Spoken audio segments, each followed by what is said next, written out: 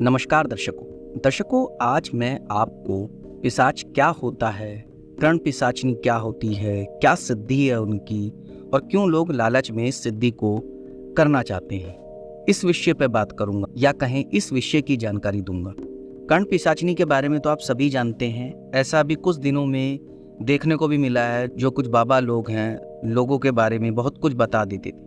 उनके बारे में ये भी बताया जाता था कि इन लोगों ने कर्ण पिशाचनी की सिद्धि कर रखी और कर्ण पिशाचनी उनके बैकग्राउंड के बारे में सारा कुछ बता के चले जाती थी, तभी वो उनको बताते थे। तो चलिए आज मैं आपको इसी से जुड़ी जानकारी देता हूँ। हिंदू धर्म में गति और कर्म के अनुसार मरने वाले लोगों का विभाजन किया है। भूत, प्रेत, पिशाच, कुष्मांडा, ब्रह्म राक्षस, बेताल और क्षेत्रपाल उक्त सभी के उपभाग भी होते हैं। पिशाच क्या होता है? जी हाँ, पिशाच दूसरे आयाम में रहने वाली प्रजाति है जो बहुत ही निकृष्ट योनि मानी जाती है।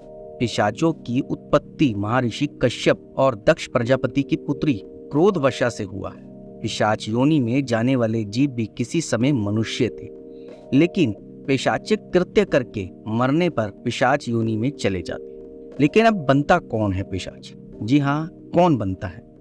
सबसे प्रमुख कारण है अकाल मृत्यु, एक्सीडेंट, जानवर द्वारा मारने पर। यानी कि आपने देखा होगा कि कई लोगों को जैसे किसी जानवर ने काट लिया या उसे गांवों में रहते हैं तो जैसे शेर उठा के ले गए या किसी कुत्ते ने काट लिया, तो जानवर ही होते, मतलब जानवर द्वारा मारने पर।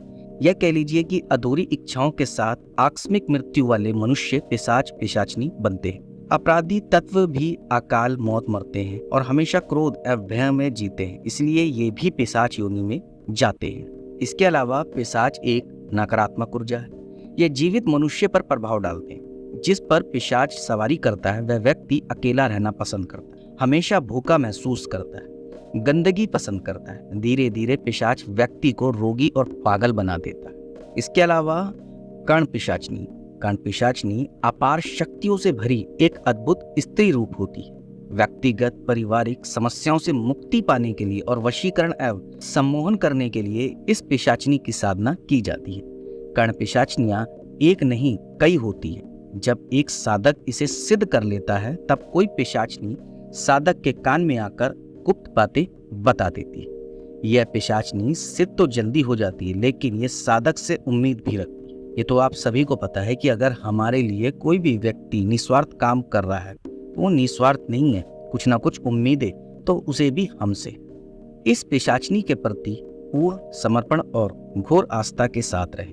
ये पिशाचनी मरने के बाद साधक को अपने साथ पिशाच लोक में ले जाती है। इस लोक में इन पिशाच साधकों की मुक्ति महाप्रलय से पहले संभव नहीं होती।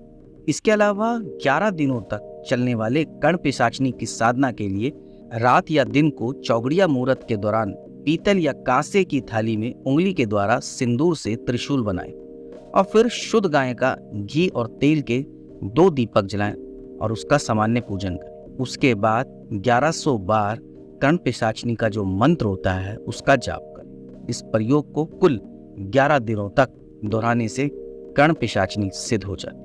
और इसके मंत्र क्या है? देखिए, बाजारों में अगर आप जाओगे जहाँ भक्ति से संबंधित किताबें मिलती हैं, वहाँ कई सारी तंत्र से रिलेटेड भी बुक्स मिल जाती हैं। इसी तरीके कर्ण पिशाचनी के जो सिद्धि के मंत्र होते हैं उनकी भी किताब है, बहुत पुरानी किताबें।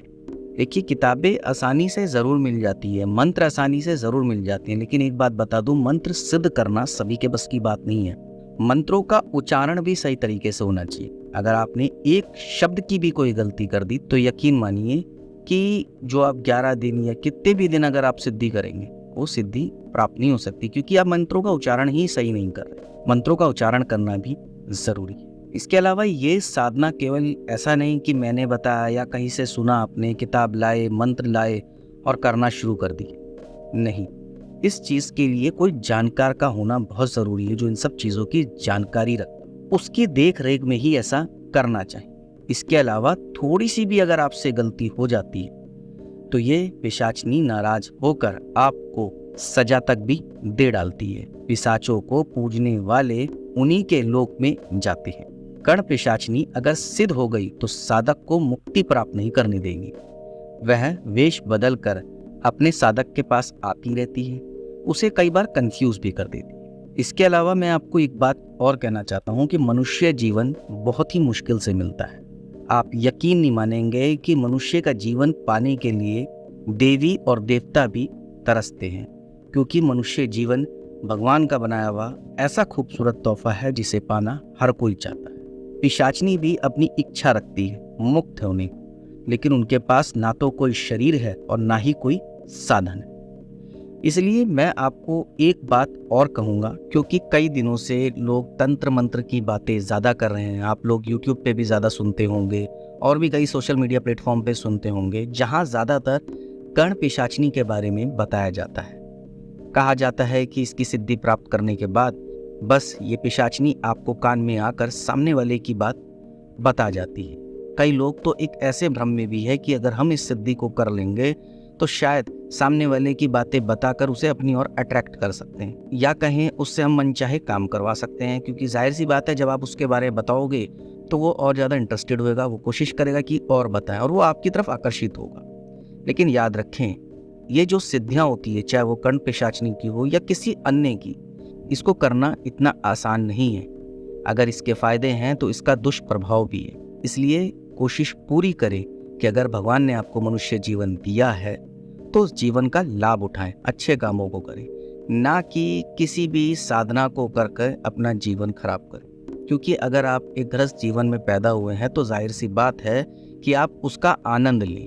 किसी साधना को करके साधक बनने की ना सोचिए। ये सब जिनके काम है वो करते हैं, उन्हें ही करने दीजिए। इसलिए कर्ण पिशाचनी के बारे में जो बहुत सारी चीज़ें चल रही है, बताया जा रहा है, तो सोच समझ के आप कोई भी फैसला लीजिए। वैसे तो मैंने आपको बता दिया कि कैसे पिशाचों का जन्म होता है, कौन पिशाच बनते हैं, कर्ण पिशाचनी के बारे में भी आपको बता दिया।